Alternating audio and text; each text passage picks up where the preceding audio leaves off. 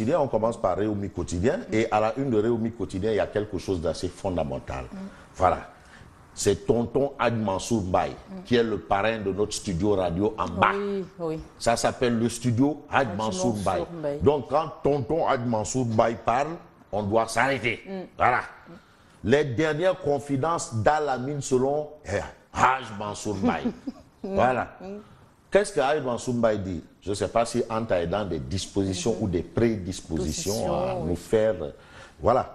Ce que Al-Amin m'a demandé de dire au président Sall. Mais qu'est-ce que Al-Amin a demandé à tonton Hadj Mansour Mbaye de dire au président Sall? Voilà, ça c'est dans les colonnes. Il lui a demandé... Bon, je crois que entre Malik Gadiaga, c'est Malik, oui. Malik Gadiaga, Lai, c'est Gadiaga, Lai, et non Gadiaga. Malik Gadiaga, Lai. Non, il faut ajouter Lai. Il faut toujours ajouter Lai. D'accord. Voilà, Lai. Voilà. Alors, ce que Al-Amin m'a demandé de dire au président Sall, c'est de pardonner. C'est de pardonner et de dialoguer avec l'opposition. Le pardon, c'est important. Ah oui. Voilà, c'est ça. Pardonner et dialoguer. Monsieur le Macky Sall. Ça, c'est le Sénégal. Macky Sall. Voilà. Al-Amin a dit à tonton Hadj Mansour Mbaye de te dire de pardonner et de dialoguer. Oui. Mais ñangal rek. Ah ouais. Ñangal rek. Ouais, yo. Ñangal. Ah non. Pardonnez. Non, pardonnez, ñangal rek. Non, il fait du ñangal, mais il est gentil quand même. Non, ah bah non, mais non, ñangal. Il le cache comme ça, mais il est gentil. Ouais, non, mais ñangal rek. Mais non, c'est ça. Tu sais, on dit nous, chez nous, dans le Jolof là, hein, chez Ali Ngouille Ndiaye, on dit, oui, on dit, waxu kilifa. Waaw le sant. Waa léegi Macky na appliqué rek waxu kilifa waaw le sant. Ñangal rek. Voilà. On va y aller avec ñangal rek. Vox Pop ce matin. Alors Vox Populi nous livre un ñangal. Voilà. Tu sais que non, à ñangal et demi. Oui. Voilà, ñangal. Moi aussi je fais le ñangal et c'est Lat Diop Ngoné Latyr. Ah oui, ça c'est un derklé bis. Qu'il est en train de programmer. Il est de l'APR. Il est du secrétaire exécutif national de l'APR.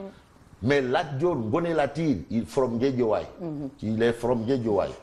Ah, tu fais le ñangal. Moi aussi, je vais faire le ñangal. Oui. Ouais. Le président est victime d'un processus qui vise à l'encercler et à le déposer. Quand tu dis déposer un chef d'État, c'est un coup d'État. Ah, c'est-à-dire Lat Dior Ngoné Latyr. Lat Dior merde. Ah, ça c'est des touilles. C'est ce qu'on appelle Puntalima Mukuru Baïfal. Voilà. Ces gens qui lui creusent un trou, il leur a confié beaucoup de pouvoir. Donc les gens là qui veulent mettre Magui dans le trou là, c'est eux qui... ils sont avec lui. Et ils lui donnent tous les pouvoirs. Ça c'est Lat Diop. Ah, je ne sais pas si après cette sortie là, Lat Diop va passer à la chicotte. On l'envoie à l'abattoir. Tu sais que entre Guédiawaye et la Seras là, c'est un jet de pierre. Mais quand même, c'est ça quoi on dit qu'on a Gourfit. Voilà, Gourfit. Ah ouais. Il dit que le président est victime d'un processus qui vise à l'encercler, à le déposer. Bon, c'est vrai qu'il l'aurait dit au secrétariat exécutif national.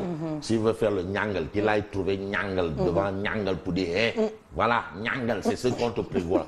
Parce que lui, il est dans les instances quand même de décision. C'est sûr. Mais quand même, ça ne l'empêche pas. On est en démocratie.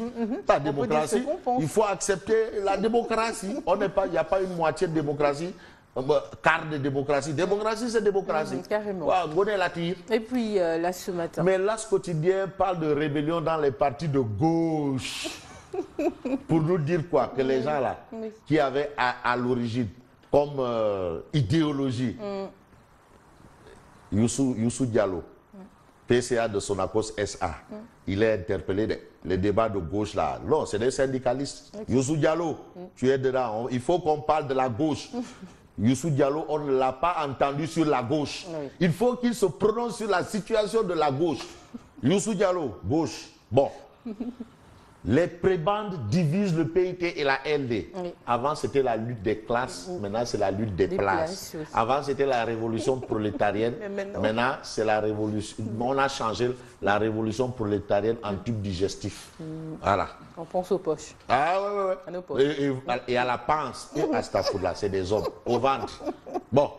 Sud Quotidien. Voilà, Non, Youssou Diallo est interpellé. Hein. J'interpelle directement Youssou Diallo. Ce matin, oui. Ah, Sud Quotidien parle de Moussa Diaw de l'UGB sur la démission de Thierno Bokoum de Réumi. Les législatives 2017 en prolongation. C'est la suite. Oui. Il n'a pas été investi et de faire merde. Mais il dit le non, contraire. clairement, non. Mais attends, Mais lui, il soutient le contraire, il dit que c'est pas la raison. Non, en politique, tous les actes qu'on pose, c'est pour en tirer des dividendes. On ne fait pas la politique parce que bon, on est bénévole, on n'a rien à faire chez soi. Voilà, on avance. L'enquête quotidienne parle de l'affaire Yavuz Selim. Jeu d'ombre entre Paris et Dakar. Qu'est-ce qui se passe? Des intérêts peuvent en cacher d'autres. Il faut bien savoir. Parce qu'une affaire d'État là, une affaire là, nous on est là dans les mbekerido et dans les mbars et dans les forokchaya pour dire, oh non, État. Yavuz Selim Madiambal. Il faut bien comprendre qu'est-ce qui se passe. En tout cas, Yavuz Selim SA a fait une contre-proposition que l'État étudie. C'est des informations de l'enquête. Le quotidien parle de l'avenir de Yavuz Selim. Oui. Lundi de décision. Le ministre de l'Éducation pose un lapin à Lingui Ndiaye. Il ne sait pas. Le ministre de l'Éducation pose un lapin à Ali Ngouille Ndiaye et à la direction de l'école. Il a été le ministre de l'Éducation, Serigne Mbaye Thiam. Ouais, qu'ils prennent les gens au sérieux, ouais. Ah non, attends, quand même, tu ne peux pas être ministre de l'Éducation, tu as en charge l'avenir d'une nation et tu poses des lapins. Ah non, Imam Ratib, Mohamed Diagne, il faut dire à Serigne Mbaye Thiam que Mac Boukhale, ouais.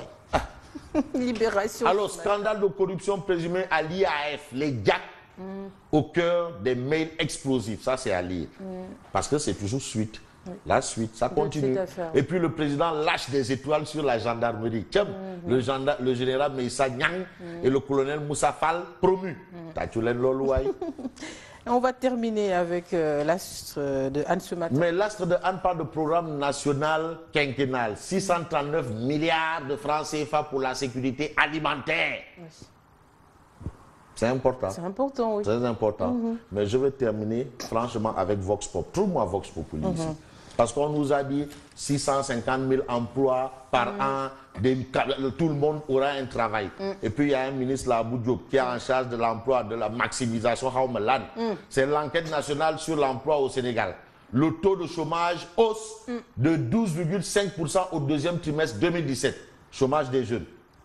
Ah, maintenant je comprends pourquoi on a envoyé le gars aller parler des animaux à visiter au Sénégal. Mais quand est-ce que tu vas lâcher? Non, il y a les animaux, il y a des pays de lui et moi qui n'utilisent pas le franc français. Quand même.